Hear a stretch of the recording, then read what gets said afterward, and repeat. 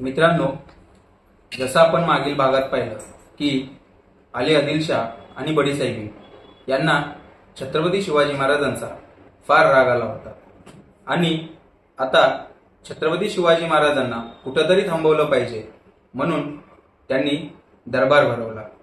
या दरबारात अली आदिलशाह ललकारांच्या निनादात तख्तावर येऊन बसला। बडी साहेबींनी पडद्याआड येऊन बसली। कारण एकच, छत्रपती शिवाजी महाराज।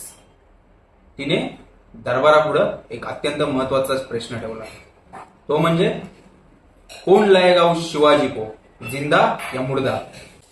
दरबारात सिद्दी हिलाल, पहलवान खान, याकूत, अंबर, अफजल खान यांच्यासारखे अनेक नामी सरदार उपस्थित होते। पण बडी साहेबींचा प्रश्न ऐकल्यावर दरबारामध्ये भयान शांतता पसरली। कुणीच पुढे सरकवला नाही। दरबारामध्ये चौरंगावर एका तबगडीत विडे ठेवले होते आणि आता हा विडा उचलायला कुणीही तयार नव्हते। एवढे सरदार असून सगळे निकम्मे निघाले असं बडे साहेबींनीला वाटू लागलं। तिच्या चेहऱ्यावरती अस्वस्थता वाढू लागली।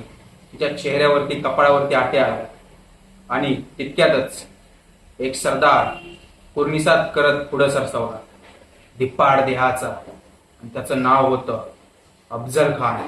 आणि त्यानं विडा उचलला, बोलला, मैं लाऊंगा शिवाजी को, जिंदा या मुर्दा।